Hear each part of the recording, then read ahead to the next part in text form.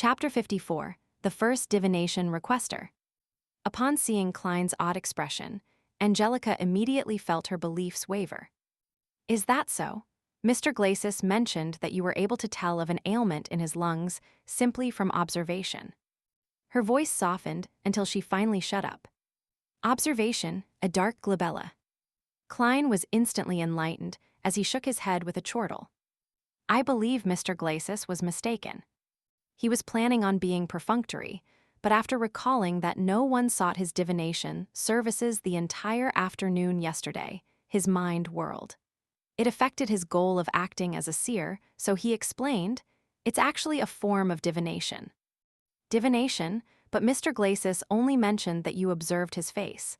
That's also considered divination? Asked Angelica in shock and doubt. Klein smiled, composed.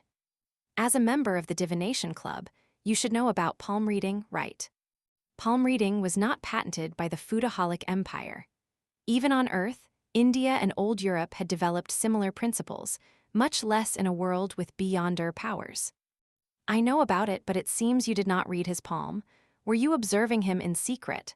Asked Angelica curiously. I was using face reading. Klein cooked up a lie.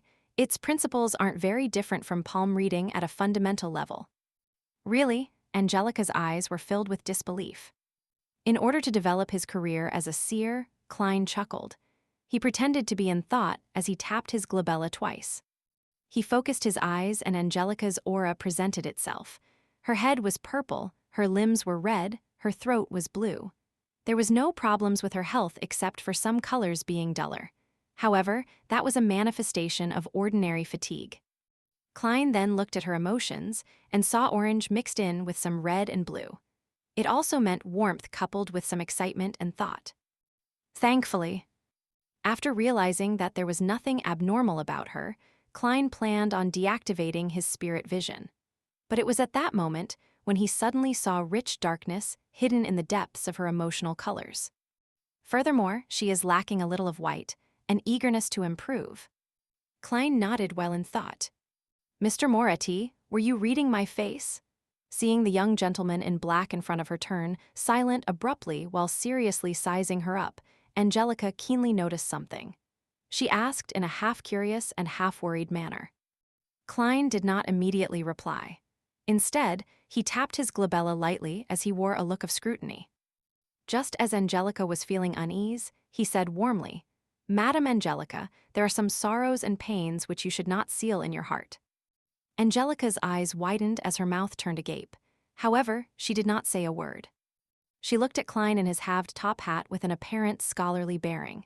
She heard him use a deep, comforting, and warm voice to say, you need to either go mountain climbing, a game of tennis, or perform a tragic play to exhaust your body due to exercising. Let your tears flow down uninhibited, then cry and scream. Express all those emotions. That will be very helpful to your health. The moment those words entered her ears, Angelica felt like she had transformed into a statue. She stood there motionless. She tried hard to blink as she lowered her head in a fluster, saying deeply, Thank you for your suggestion. It seems like there are many members here today. Klein did not continue.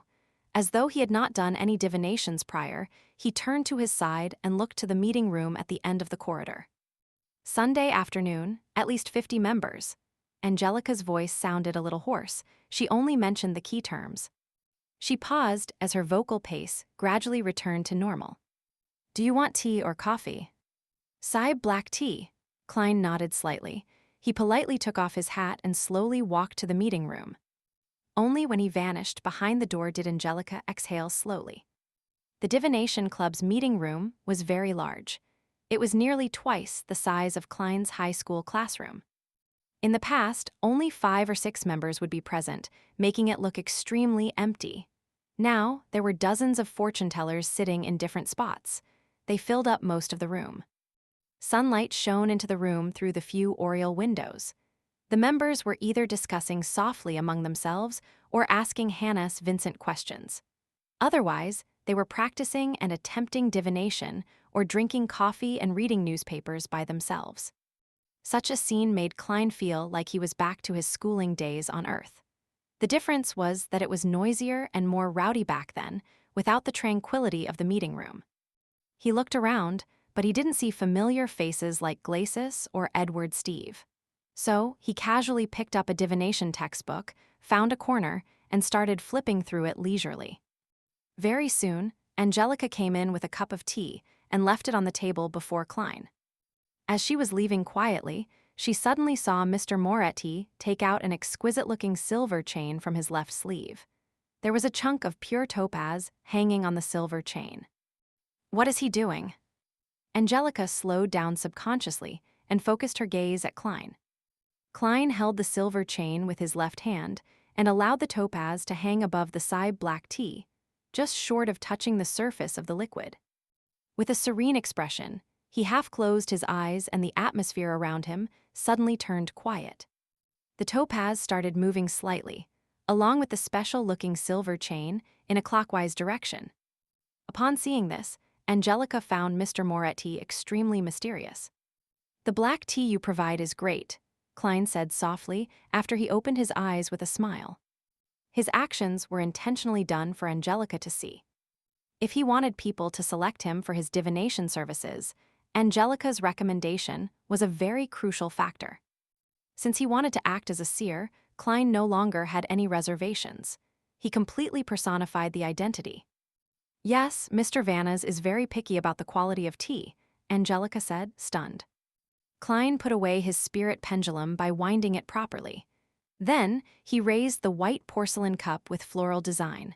With a smile, he gestured politely at her with his cup. Angelica returned to the reception hall, but she no longer had the mood to read magazines. She sat there, gazing into the distance. It was a wonder what she was thinking about. This continued until there were knocks on the door. She jolted awake and hurriedly looked at the entrance, only to see a lady dressed in a light blue dress. The lady took off her veiled hat with a powder blue ribbon. She looked calm and melancholic. "Good afternoon, esteemed lady. Would you like to join the Divination Club, or are you looking for a divination?"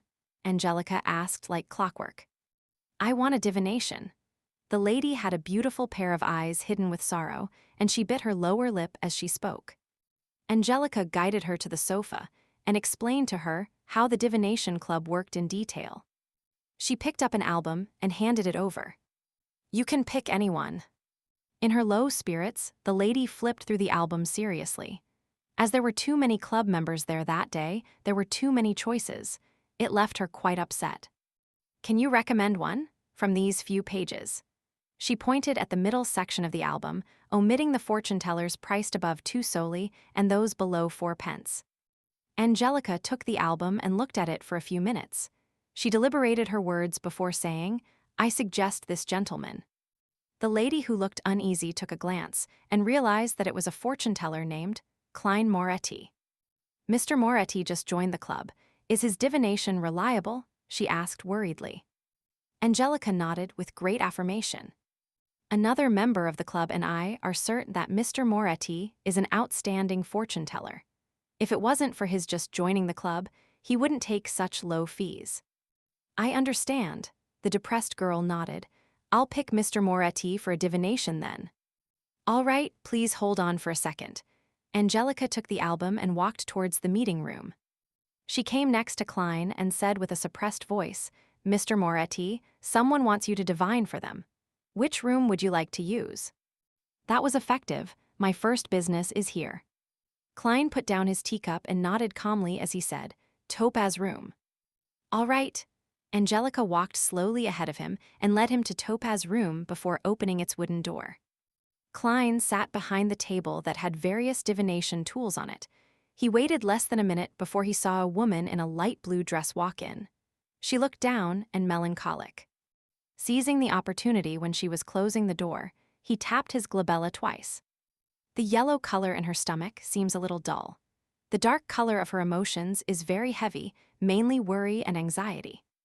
Klein looked her over carefully and leaned backwards. He then lifted his hand to cut off his spiritual vision. "Good day, Mr. Moretti." The woman in the light blue dress sat down. "Good afternoon, how may I address you?" Klein asked politely, not carrying much hope of getting an answer. "As a keyboard warrior." he knew that many people were not willing to use their real names during divination. "You can call me Anna." The girl put her veiled cap aside. She looked at Klein with mixed anticipation and doubt and said, "I would like to divine about my fiancé's situation. He traveled to the southern continent in March for a business deal. He sent me and his family a telegram last month on the 3rd, saying that he was going to set sail and return. But he did not return after 20 days. At first, I believed that his delay was due to the Berserk Seas weather, but as of today, it has been more than a month. The ship he took, the Alfalfa, still hasn't arrived at Enmat Harbor. The ocean that separated the northern and southern continent was called the Berserk Sea. It was well known for natural calamities and its countless dangerous currents.